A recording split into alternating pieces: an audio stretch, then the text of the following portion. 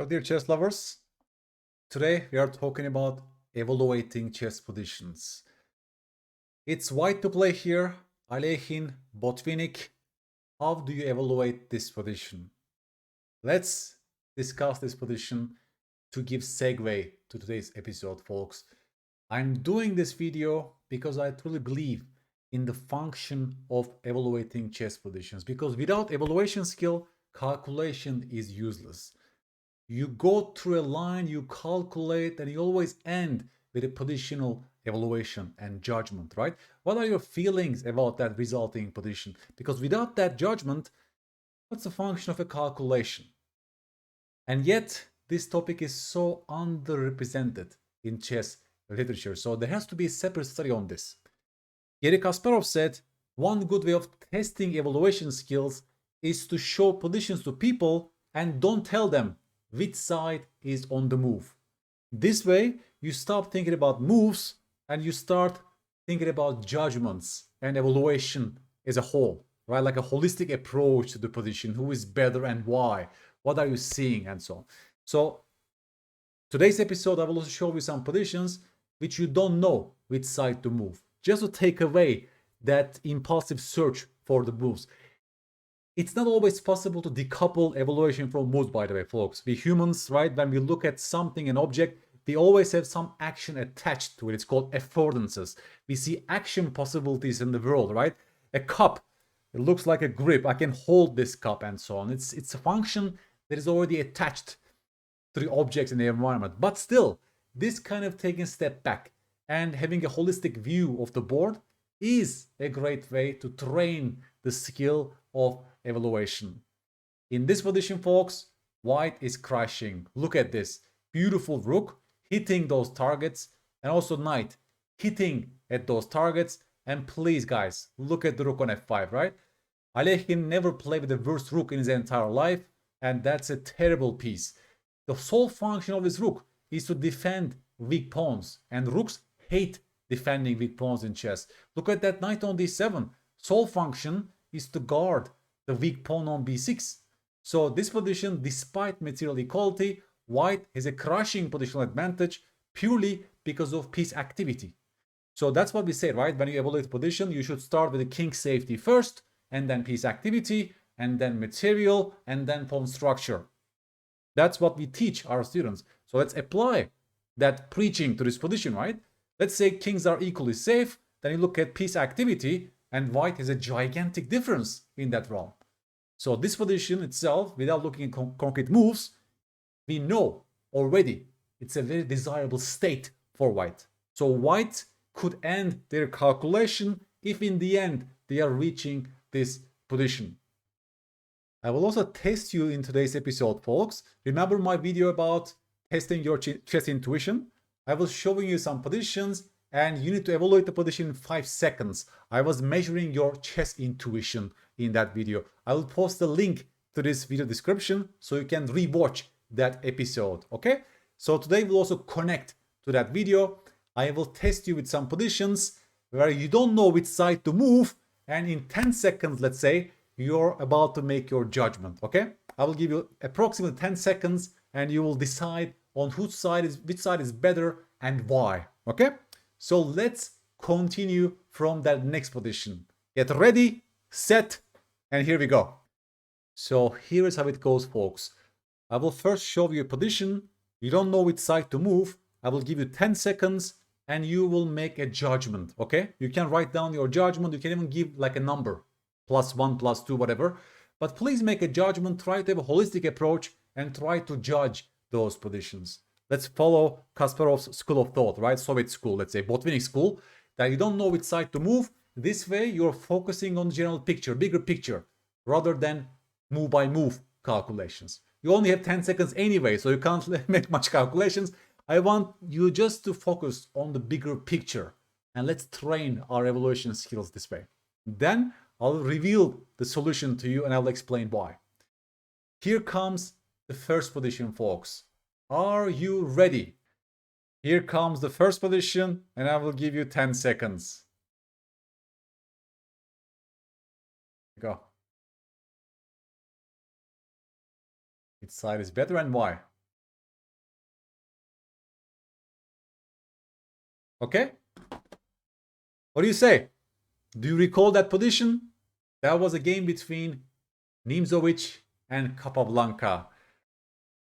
I hope you made your judgment. Now I will go back to that position, folks.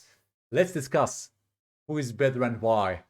That's a great domination from Capablanca, and black obviously is better. Why? Because black is a much safer king. The white king is more exposed on the king side, but more importantly, it's about the piece activity difference. Look at the black pieces, folks.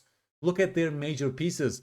They are beautifully placed, putting pressure in those targets, thus paralyzing the white major pieces. Right? Heavy pieces of white are tied down in guarding those weaknesses. And look at the black major pieces. Amazing rook, amazing queen. Well, safer king. That's it. That's the story. If you only count number of pawns here, you go wrong because that's equal material, right? If you only count material, it's equal. But evaluation is great for black. Black is a crushing advantage. Then we can look at some moves. Queen c1 was Capablanca's choice. Then come queen h1, followed by rook e1, and black invaded white's camp, generated all these threats of rook f1, rook g1, and white resigned very, very soon from this position, right? So it's not about the move, next move for black, but about the general picture that was the most important.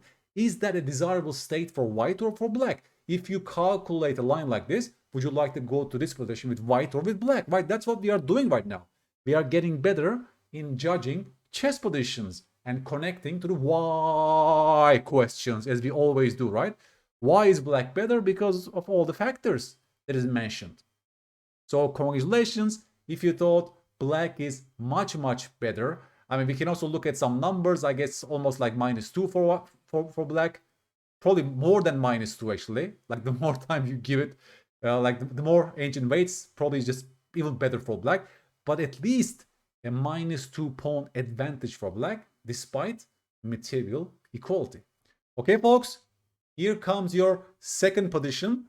Are you ready? I will show you your position. You don't know which side to move, and I will give you 10 seconds to make your judgment. Are we ready? 1, 2, 3. Let's go.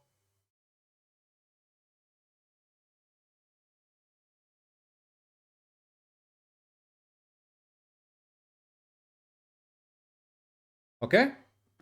What do you say? Was it difficult? Was more difficult than before, right? Probably more difficult than the first example.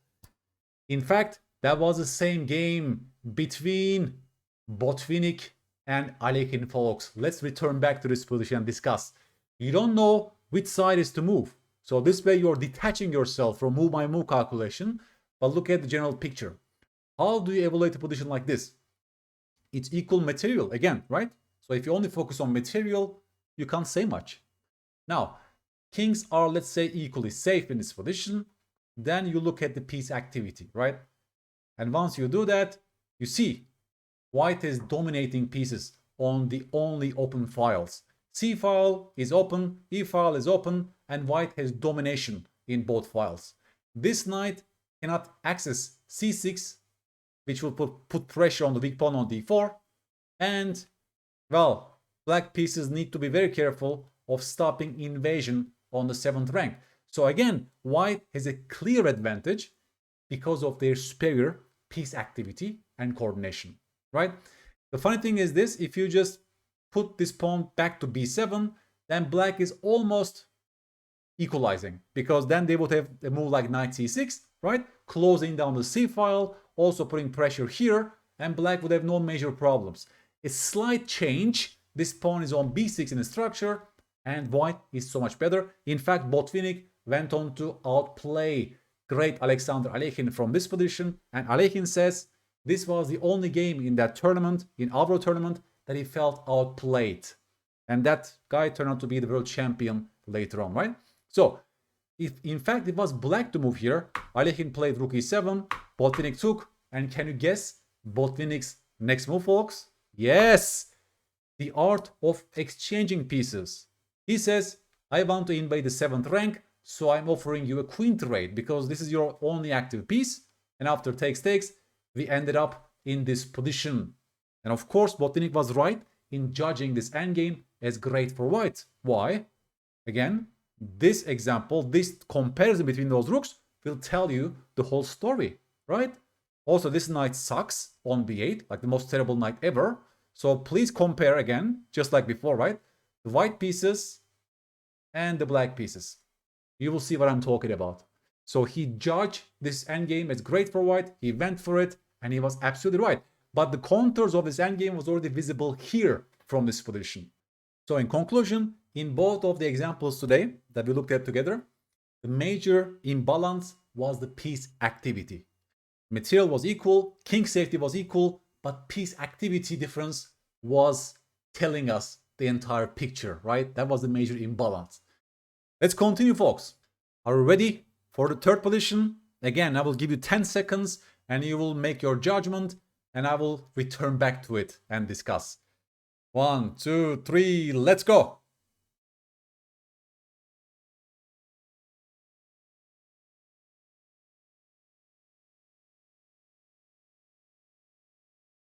Okay. Was it difficult? Was it easy? Who is better and why? What did you see? What was the major imbalance there? Let's discuss, folks. That was a game between Magnus Carlsen and Arjan Tari. Okay? Now, whose turn it is? It was Black's turn in this position. It's of no significance right now because Black is no major tactic that wins, and then you have to rely on positional judgment, right? What's the major imbalance? Knight versus bishop. Who do you think is better here? Of course, white, because the knight is a beautiful piece and the bishop is a bad bishop. Why? Because the central pawn is blocked on the same color as the bishop. It's very limited, has no targets whatsoever, and that knight has potential. Right now, it's great on c4, putting pressure, can later jump to this d5 outpost. You see it, right? There's a gigantic hole on d5. That's an outpost for white, and the knight will shine over that bishop, and that's a static long-term advantage for white that is visible already from this position. So strong players see all this in 10 seconds, obviously, and they correctly judge this position as better for white. White has a long-term advantage because of the better minor piece and because of those long-lasting weaknesses that black cannot fix, because the pawns cannot go backwards. If black could play e5 to e6, would be a great move for black at some point, right? But pawns cannot go backward, so white is better. Let's show you how the game went very, very quickly. And yeah, Carlsen just basically creates a luft for the king, then plays king g2 to stop all kind of queen h3s. White is not in a hurry. When you have such a big advantage, like long-lasting advantage, you should not hurry. Just make sure everything is well guarded, and you slowly improve. Look how Magnus played this position. Then he went all the way to the 8th rank with the rook. Please compare white's piece activity with black's pieces, folks. See how terrible the bishop is on f8. Finally, he is moving the knight to this d5 outpost, right? The second phase is here. Just look at this. He doesn't exchange the rooks because he's a much more active rook. He wants to put pressure on the weak pawn on f7, let's say, right? And finally, Magnus creates a plan. He wants to go h3, g4 to gain more ground, open the h file just in case, but also maybe go g5 and highlight such ideas, right? He's basically creating the second front on the king side by playing this way. It's a beautiful plan making from Magnus. Again, no rook trade. Comes g5. That's a beautiful move. If they take, then this happens, right? So he's basically attacking that target on f6, forces f5, and now Magnus plays queen h3, and suddenly the black king is not feeling safe either. Please compare and contrast white pieces with black counterparts. And finally, Magnus sees a tactic. Rook a8, that's a beautiful move, folks. Takes, queen h6. Check, everything is forced in this position, folks. There is no rook g7 because of queen e8. Just look at the calculations, right? Or even this is even better, I guess, right?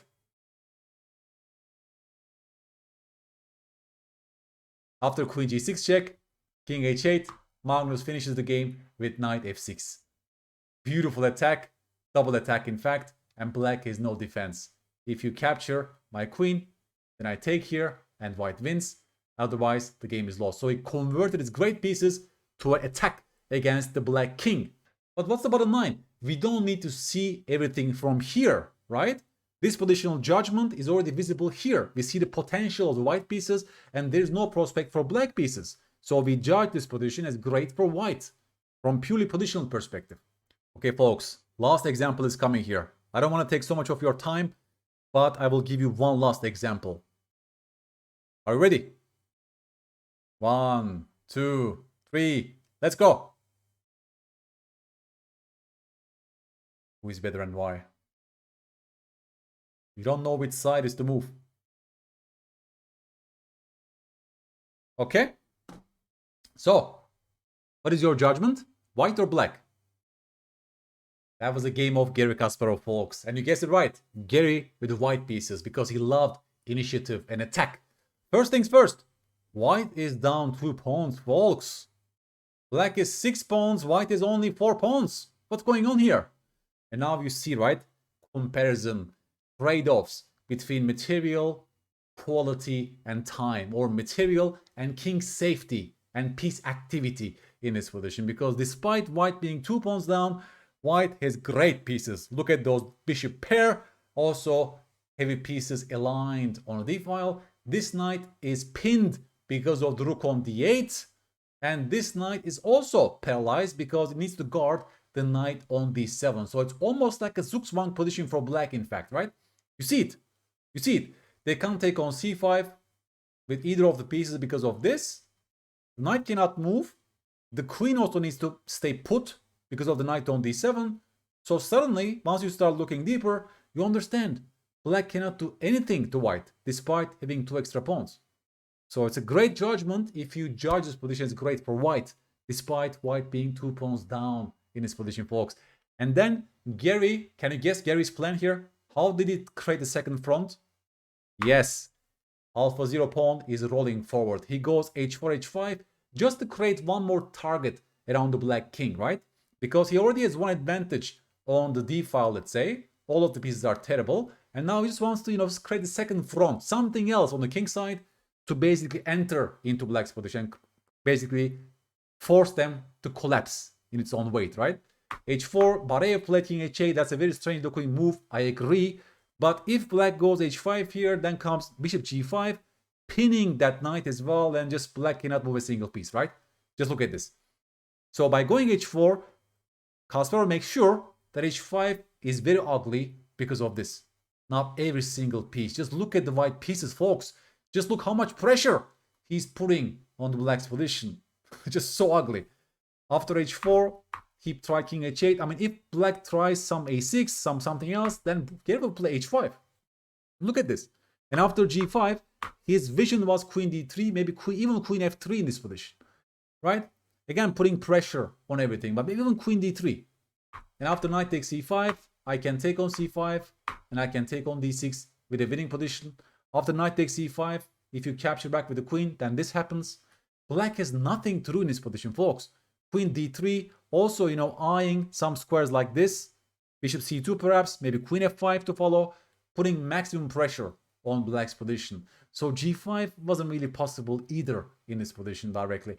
If black played a5 instead in this position, folks, then he could take on g6, and voila, he created slight weakening on g6, and then he can put more pressure on black's position. Now the queen hits the knight, thus this knight cannot move. Everything is frozen, guys.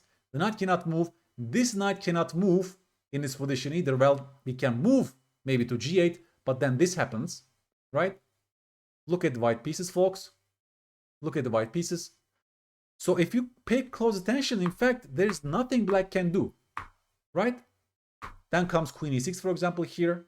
And it's just a pure collapse for black. Cannot move a single piece. If you do this, then this happens. Now the pawn is rolling. It's impossible. It's impossible to defend this position with black, folks. So it's understandable after h4, Bareyev played king h8. He just wants to wait, doing nothing. And instead of capturing that pawn on h6, Garry plays h5 directly, folks. Knight cannot take in this position because this knight is dropping. Otherwise, he will take on g6 and force a concession. And here comes g5. And can you guess Garry's next move? Very simple chess. Eyeing the knight on f6. Thus, this knight cannot move. But also Garry puts pressure on f5 and also indirectly on f7, right? Just maximum activity for white pieces. Again, you cannot take on c5 because that's dropping. Black cannot move a single piece in this position as well. So he tries to wait, but waiting doesn't help because queen f5 is on the board. And you see, he's playing for Zugzwang, in fact. Black has no moves left. Incredible. And I'll just show you how the game went, folks. The final phase, take on d7. And after this, can you guess Gary's next move? How did he enter into black's position? Now the black king is naked. Bishop takes g5. Yes. h6 check. You see the pawn on h6. It started all the way from h4, h5, h6. And Barev resigned after this move, in fact. He resigned already after bishop takes g5. But this was Gary's calculations, right? You see, the queen is eyeing this square. There is h7 coming. You cannot take on c5 because of this. You have no moves left, more or less. Black cannot move a single piece. The queen cannot take on c5 because of this. Look at his mate. And if he goes king e8 in his position, then comes h7, and no one is stopping the move h8. It's completely disaster for black in that position, folks. And finally, if they choose f6, then comes queen g7 check, followed by rook e6 mate. Just look at the white piece activity, folks. There are so many beautiful mates in those lines. And Gary was a monster in winning such positions with 1 pawn down, 2 pawns down sometimes. He was a great dynamical player. He could sense the dynamical compensation for giving up material, right? Because that's exactly what we are doing right now. We are learning to evaluate chess positions properly. Despite being 2 pawns down, white has an advantage in this position. Practically, it's very difficult to play also for black, right? That also adds to our advantage because they cannot move a single piece and we can create a second front with h4 and h5. But how do you judge this from this position, right? You have to have some sort of intuition about piece activity and their potential, because dynamics means piece potential in chess. That's how we define dynamics in chess. Gary was a great dynamical player, also Mikhail Tal. They could smell those dynamical elements. It's impossible for any human to calculate everything we saw in this position, right? It's impossible. They're not machines. But we can learn to get better at smelling those dynamical factors in chess. In this position, the bishop pair dominating pieces on the d-file plus the potential of h4, h5 plan was enough for Gary to actively choose this continuation and enter into this position with 2 pawns down. And he was absolutely correct with his judgments. And I will leave you folks with a homework position where I will only show you a position for 10 seconds. You don't know which side is to move, and you will judge and you will write to me on YouTube comments. Who do you think is better and why? Why? That's always a key question, as you know, in this channel. Okay? So let's start. I will show you the position. Please take a stock. Look carefully. There we go. You don't know which side is to move. You have to decide who is better and why. Okay? I hope you loved this episode, folks. I did it to help you improve your chess, but also with your calculation skills. Because without an evaluation, calculation doesn't really help us too much. We have to get better in building our intuition about chess evaluations. We have to have some desirable end states that we want to steer the game into. Everyone can count material. It's easy to calculate and evaluate positions with an extra queen, right? It's easy to judge, of course. But in normal looking positions with equal material, how do you judge those imbalances properly? Because they are game changing. As you grow stronger, they become more and more important, those positional judgments. And again, I will leave you guys with this striking position that I use in my lessons to teach people that you cannot judge a chess position purely by counting material. Because if you only count material here, you will say it's an equal position. But I challenge you to look deeper and appreciate the true beauty of chess, true depth of chess. That you cannot reduce everything to material count. You cannot judge a position solely by counting material, but those harmony, coordination between your pieces, and the entire piece activity, they are more important. AlphaZero is a beast in evaluating a position in terms of king safety and piece activity factors. That's why it can give up 2 pawns, 3 pawns to intensify the piece activity element. And we can also get better at this by looking at those examples and importantly, asking the why questions. Why is white better in this position? That's the key question that should guide your curiosity, guide your search in position like this. Then you're changing your mental models. You appreciate the true beauty of chess. Okay, folks? And I even made a course about this, by the way, the value of pawns, evaluating material, quality, and time. You can go to Chessable and get that course to get better at this part of chess. Such a beautiful game, and such targeted exercises will help you improve your evaluation skills. And imagine what a different player you'll become if you train this ability, right? I think it has great ramifications. Your calculation will improve, your intuition will improve, your positional chess will improve. So please go and check out that course, folks. And please give me a like and subscribe if you like this video. That's very important for me to be able to produce similar content for you. Really, I'm doing it to help you improve your chess. We are focusing on the most important aspects of chess. And I'm waiting for your comments on YouTube. Thank you so much.